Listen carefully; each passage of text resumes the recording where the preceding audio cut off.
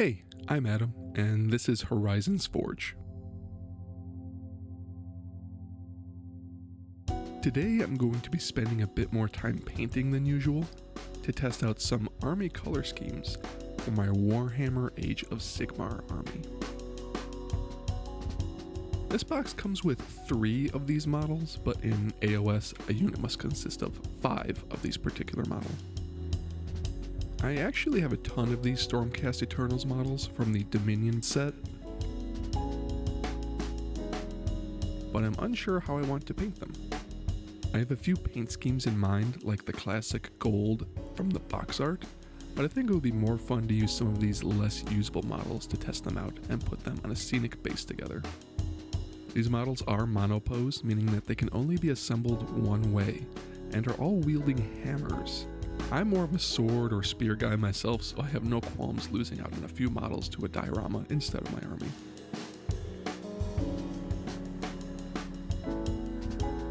The models were fun to put together in a satisfying, kind of lock-in-place way, but I usually like more customization in my builds. I'll be completely honest here, as I've said in previous videos, I'm not much of a painter, so don't expect a lot of professional tips or tricks like you would get from people such as Miniac, Squidmar, or Ninjon. So sit back and enjoy my musings on why I am making the decisions I am, rather than going into specific techniques. I also did a lot of experimentation off camera, which doesn't really bode well for an instructional video.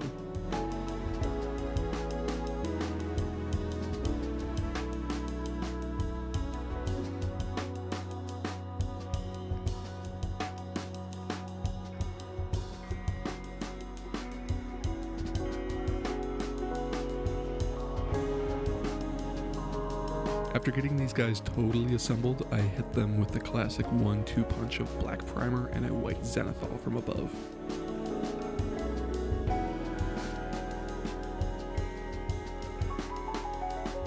This was integral to 2 of my 3 base coats, as they use Holy White and Grim Black from Army Painter's Speed Paint range.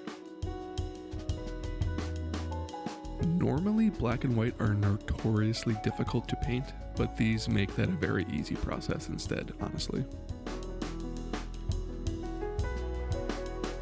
I'm also using a Liquitex gold ink for the first time. I had a bit of trouble getting it out of the airbrush at first, honestly, but once I did, it was bright and beautiful. It seems to be more thick and opaque than most other inks I've used. It seems more like a paint that's been thinned down a little bit, but it's so bright and reflective that I can't complain. For this first model, I'm going to go with a similar paint scheme to the box art to see if the classic look is something I would want to work on.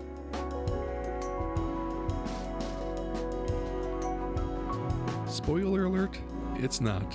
I've never been a fan of painting with metallics, especially gold. There's a few Vallejo colors, like this aluminum one, that I love to use, but I don't find the process all that enjoyable.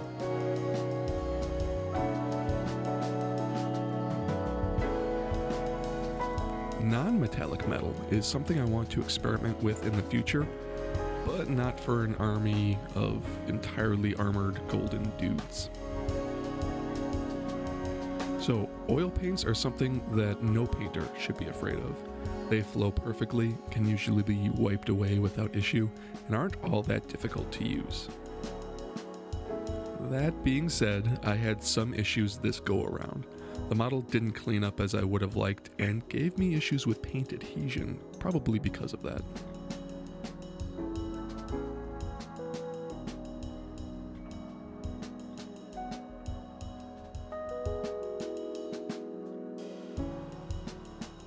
So I love having one of these models in this paint scheme, but this is not really something that I'm not going to do for a whole army, that's for sure.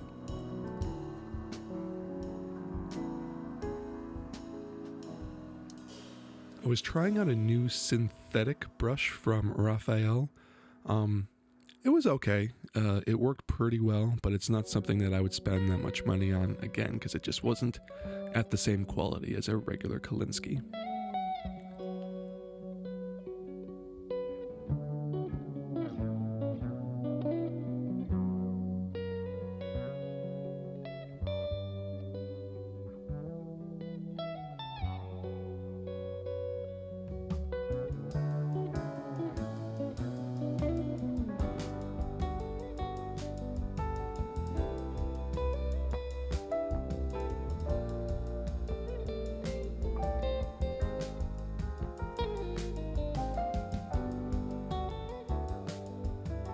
So moving on to the white armor paint scheme.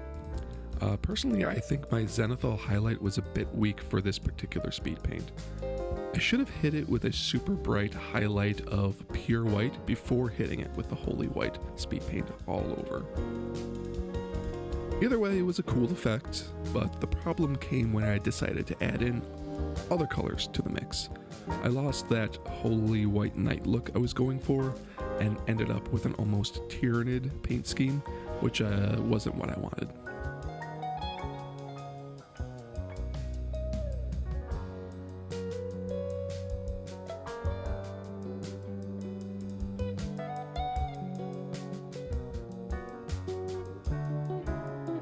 Of course, here's some more metallic paint, which I felt it needed, but really brought back that dislike that I felt earlier.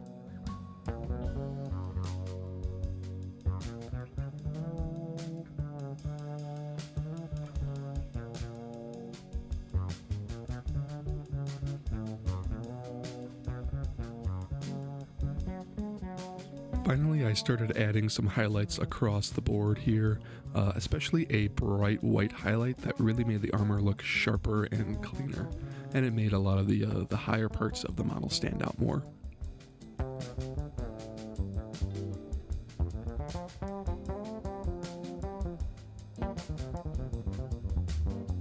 Also, I think I might be the first hobby YouTuber to have a bass solo on my backing track, so that's pretty cool to me. Anyway, my last scheme is my favorite, honestly. Pseudo following a video by my favorite mini painter, 52 Miniatures, who you should absolutely check out on YouTube.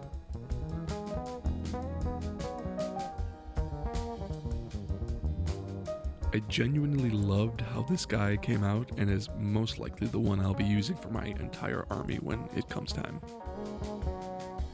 I should also mention that Alex from 52 Miniatures is the reason I ended up picking a Stormcast Eternals army in the first place, so everything kind of came full circle there.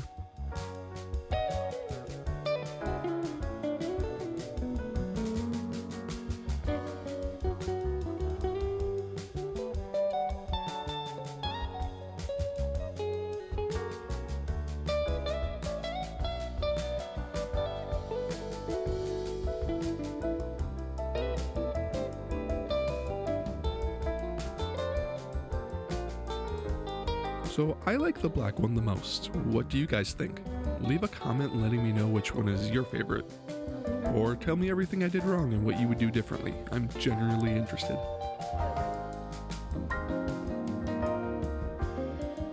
And now it's time for the thing that I actually think I'm good at. Scenery, which I actually happened to rush at the very end of the project and did in one day.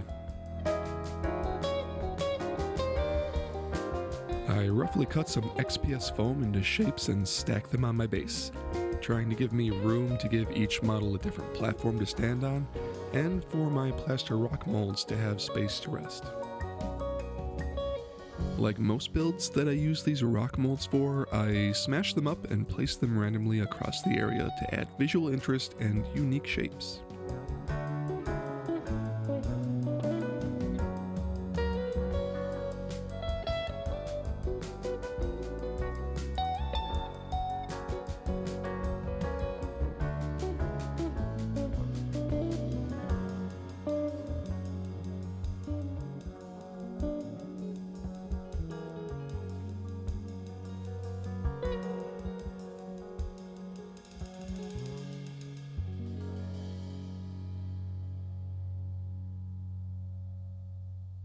So I used plaster rocks and Sculptamold for a reason here. I wanted to use the leopard spot painting technique that I learned from watching Geek Gaming Scenics.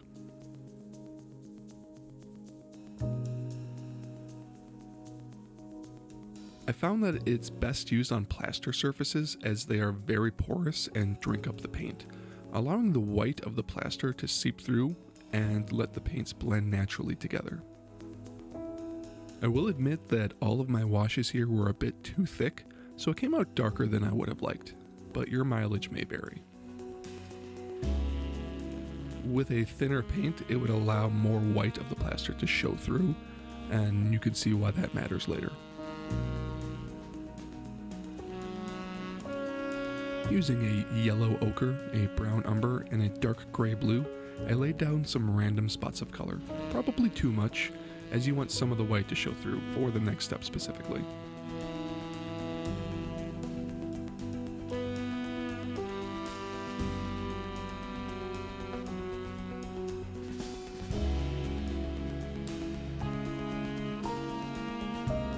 Covering the whole piece in a thin black-gray wash blends everything together and turns all the white spots a stone gray color. If the paints were thinner, this would have been more apparent.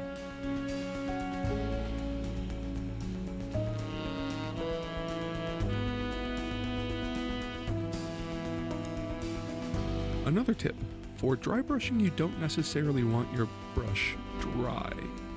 So using a piece of cardstock or MDF, something that's mildly abrasive but not absorbent, to remove their paint will help you get rid of that dusty look that most dry brushing is associated with, unless that's the actual effect you're going for.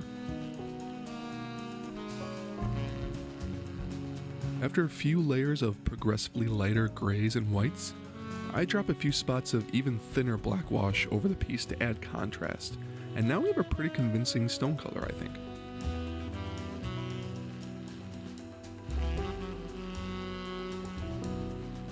This last step was dirt simple, as I just laid down a glob of Mod Podge and coated that with layers of dirt, sand, gravel of different colors, grass flocking, and static grass. Remember to try layering everything on top of each other. If you're going to throw rocks on top of dirt, maybe add some dirt back on it to make it seem like the rocks are buried a little bit. Put darker, more dead grass on the bottom and brighter, more lively grass on top. This gives the piece the effect that maybe things have grown over time, as opposed to being properly and, immaculately manicured. And let's be honest, a flat layer of just bright green flocking doesn't really look all that interesting in most cases. Then I covered it all in isopropyl alcohol to break the surface tension, then watered down Mod Podge to seal it all down. This step literally took me about 6 whole minutes altogether.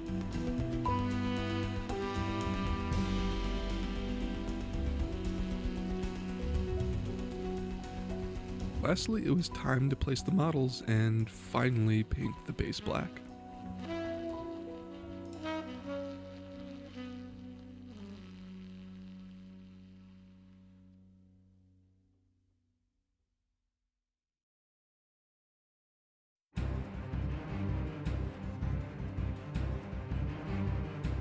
As always, thank you so very much for taking time out of your day to watch me make nerdy dioramas.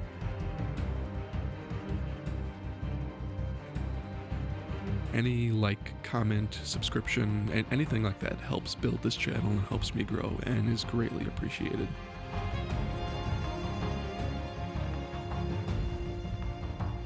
Please take a look at the description below for links to all of the creators I mentioned, as well as a link to my Patreon. I would love to make something of this channel, so any help would be greatly appreciated there, and it would be because of your support that I succeed. Thanks again, and see you in the next one.